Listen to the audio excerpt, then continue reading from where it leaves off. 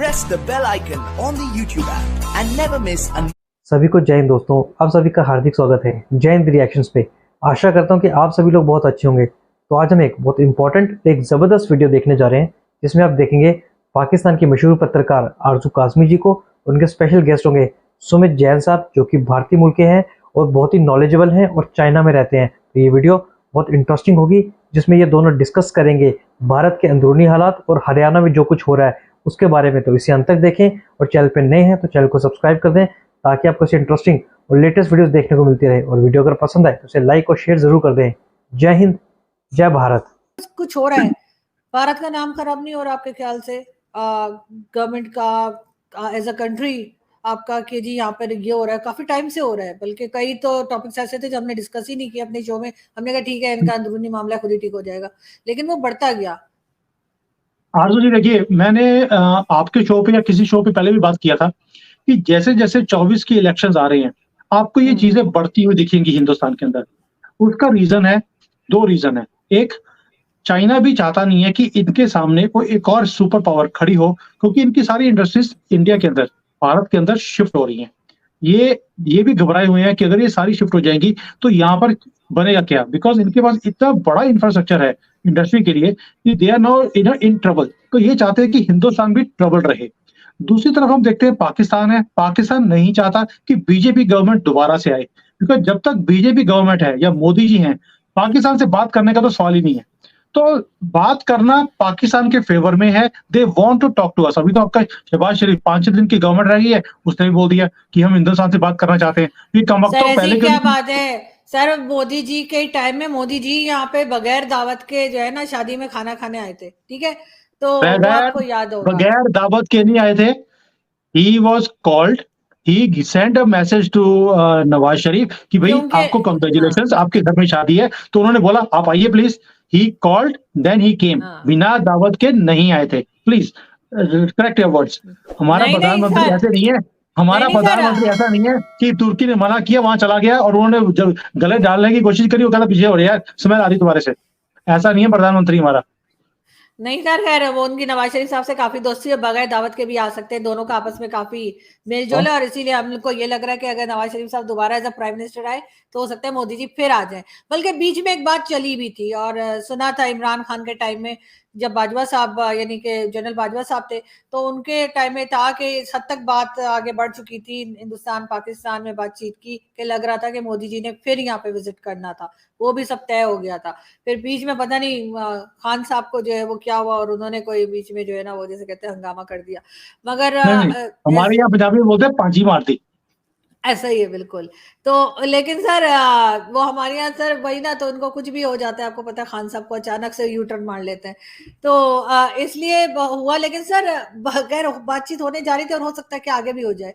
लेकिन जो आप हमें कहते रहते हैं ना कि जी बलूचिस्तान में ये हो रहा है तो सिंध में वो हो रहा है, तो इसीलिए सर हमने कहा आज हम भी आपको जरा कहेंगे देखिए देखिए जी आपके यहाँ क्या हो रहा है। लेकिन सर जिस तरह से वीडियोज आ रही हैं, आपके ख्याल से उन जो सोशल मीडिया पे क्या उन पे कोई रोक लगनी चाहिए? पहले भी आप लोगों ने मणिपुर वगैरह की वीडियोस रुकवाई थी।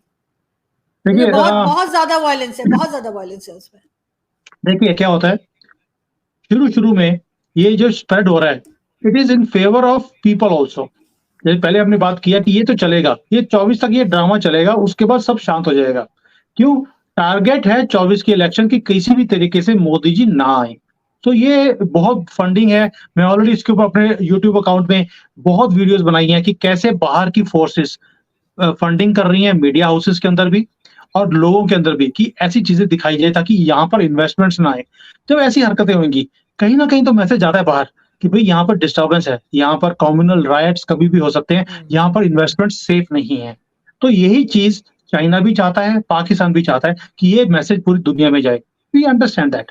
लेकिन जब ये स्प्रेड हो रहा है, इससे एक चीज और भी हो रही है। जितना हिंदू है वो सारा इकट्ठा हो रहा है कि हम ये बदतमीजी सहन नहीं करेंगे। हमने इनको 2002 में सीधा किया था एक बार, इन्होंने तब भी यही कुछ करने की कोशिश करी थी, हमने परमानेंटली सीधा कर दिया। अब गुजरात में कुछ भी हुआ नहीं उसके बाद, क्योंकि इनका सॉफ्टवेयर हमने अपडेट किया था अच्छी तरह से। अब दोबारा से इनका अपडेट किया जाएगा इस जगह पे भी, जो ये मेवात का एरिया है। चिंता नहीं करो, ये चीजें कई बार क्या होती हैं कि ये एक आपको इकट्ठा भी करती हैं।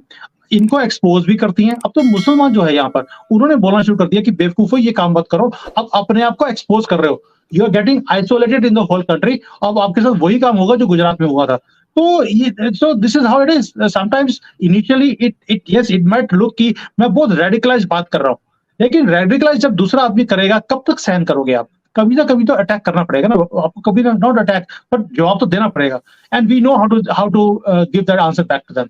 And this is what the government is also doing कि अभी क्या होगा, जितना कुछ ये स्प्रेड कर रहे हैं, देखिए जान जानकर ये वीडियोस बनाई जा रही हैं, वहां पर इंस्टिगेट किए जा रहे हैं हिंदुओं को, कहीं ना कहीं ऑपोजिशन पार्टीज भी इसको हवा दे रही हैं, जो मीडिया है वो भी हवा दे रहा है कि यहाँ पर रायट शुरू हो, ताकि किसी तरीके से बाकी की कंट्रीज जो है उनकी जो ये जो है ना, ये कंपनीज ने यहाँ पर आना है वो ना आए।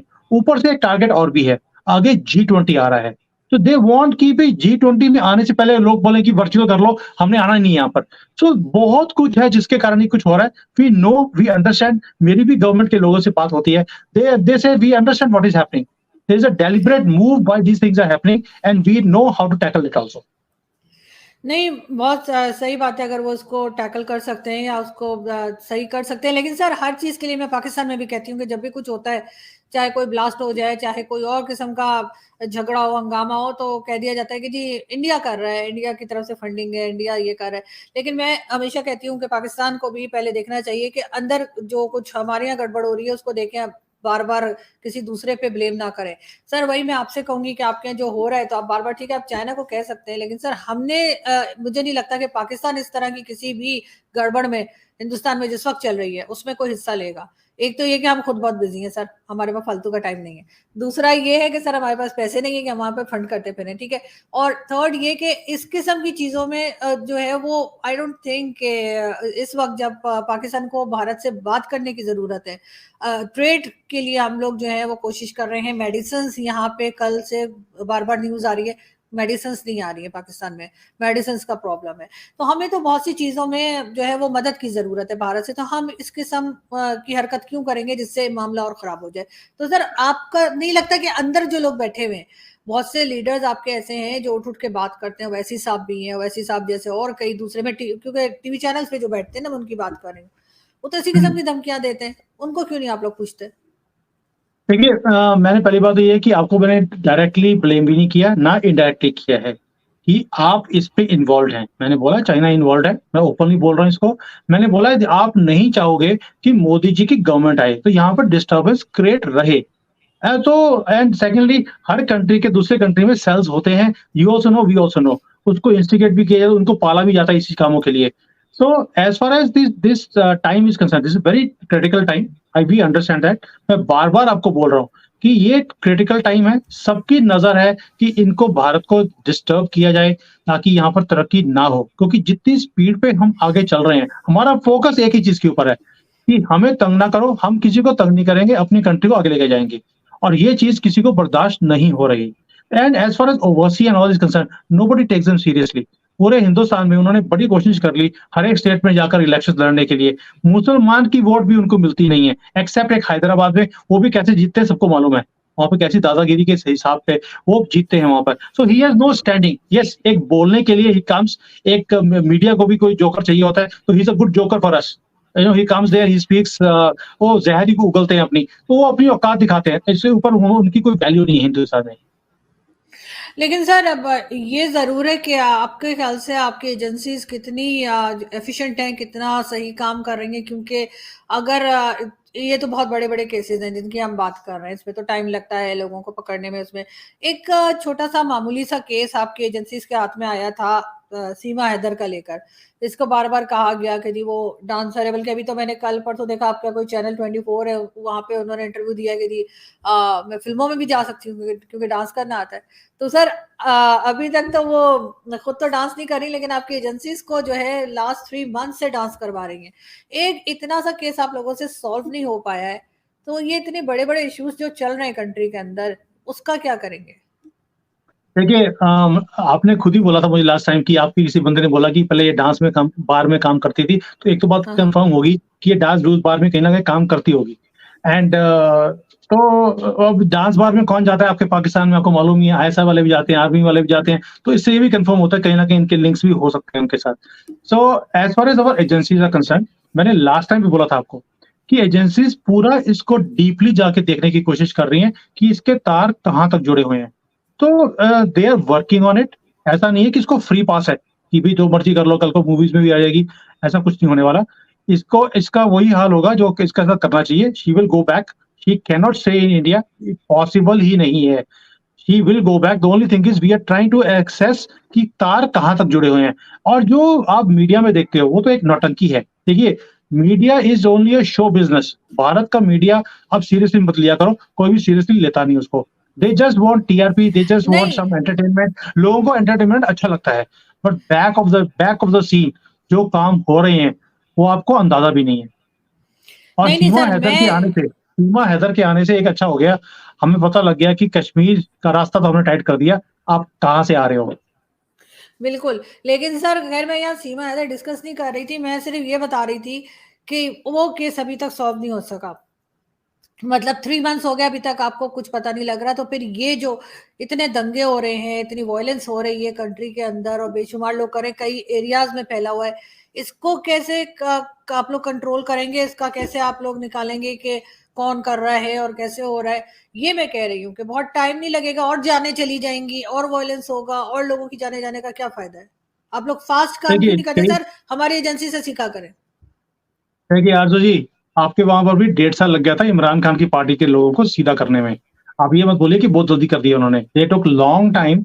जब उसने पूरी कंट्री में आग लगा दी, 60 से ज्यादा जलसे कर दिए, आपका नाम पूरी दुनिया में खराब कर दिया, अमेरिका से रिलेशन खराब कर दिए, आप उसका बाल बाका नहीं कर सके। ये वही और आईएसपीआर को और आईएसआई चीफ को बार बार आके अपनी जस्टिफिकेशन देनी पड़ती थी, नहीं जी हम बड़े अच्छे लोग हैं, हम इतने गंदे लोग नहीं हैं, क्योंकि उनको तो मीर जाफर क्या कुछ उन्होंने टैग भी दे दिए थे।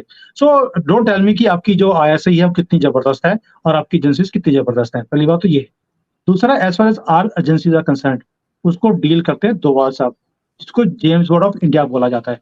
और उनका परिचय आप लोगों को तो देने की जरूरत नहीं मुझे, आपको भी मालूम है वो कौन है। और उसका नाम सुनते ही लोग लाइटें घर की बंद कर देते हैं आपके वहां पे पाकिस्तान में। So he knows how to handle it, he is a strong man. And एक बार उन्होंने चक्कर लगाना है, ये सारे जो है ना म्यू म्यू करने वाले लोग मुसलमान, ये सारे बिलों में चले जाएंगे वापस। तो ये अब हिंदुस्तान चाहता नहीं है कि बिलों में वापस जाए। अब ये बाहर निकले हैं, ये बाहर ही रहेंगे। अब ये 70-72 हूरों के पास जाएंगे और इनका कोई इलाज नहीं है। And it will be done, believe me, ये सारे 72 हूरों के पास जाने वाले हैं। खैर सर, हम तो यही कहेंगे और यही चाहेंगे कि अमन हो हर जगह, चाहे वो भारत हो या पाकिस्तान। और इस किस्म की जो वीडियोस आ रही हैं, जिस तरह की खबरें आ रही हैं, वो ना आए और कुछ बेहतर खबरें आए, कुछ कंट्रोल हो पाए और इस तरह से लड़ाई झगड़े ना हुआ करें। Thank you it's so much sir temporary कि आपने Arzu ji, these are temporary. These are very temporary things, and hopefully it is good for us. They are coming out. They are exposing themselves, and now what has to be done has to be done. और मैं तो इनको वैसे भी मैंने government of India को China का formula समझा दिया है कि this is what is happening here and you can implement. क्योंकि जो चाइना का फॉर्मूला है उसके अगेंस्ट दुनिया में कोई भी बोलता नहीं है। अगर आप भी करोगे तो कोई बोलने की हिम्मत नहीं करेगा। You can implement immediately. बिल्कुल ठीक। लेकिन सर वही जैसे मैं कह रही हूँ कि बिल्कुल अमन हो और इस तरह से लोगों की जाने ना जाए। बहुत शुक्रिया सर कि आपने ज्वाइन किया। Thank you so much. Thank you. तो दोस्तों, आशा करता हूँ कि वीडियो को अपने अंत तक देखा होगा और वीडियो आपको बहुत पसंद आई होगी और आपने देखा कि कैसे आरजू काज़मी जी के सवालों का बड़ी खूबसूरती और बेबाकी से जवाब दिया सुमित जैन साहब ने। और उनकी एक बात की तो दाद देनी पड़ेगी कि खुद वो चाइना में रहते हैं और कैसे दलेरी से वो चाइना को क्रिटिसाइज करते हैं। और हम जो कुछ हरियाणा में हुआ उसे कंडेम करते हैं। और सुमित जैन साहब ने एक बात बड़ी इंपॉर्टेंट की कि जो कुछ हरियाणा में हुआ उससे ये लोग खुद बिलों से बाहर आ गए और अपने आप को एक्सपोज किया। तो आशा करता हूँ वीडियो आपको पसंद आई होगी। इस वीडियो के बारे में जो भी आपके विचार हैं, आप अपने विचार हमें कमेंट सेक्शन में लिखकर जरूर बताएं। हमें आपके कमेंट्स का इंतजार रहेगा। और वीडियो पसंद आई है तो इसे लाइक और शेयर जरूर कर दें।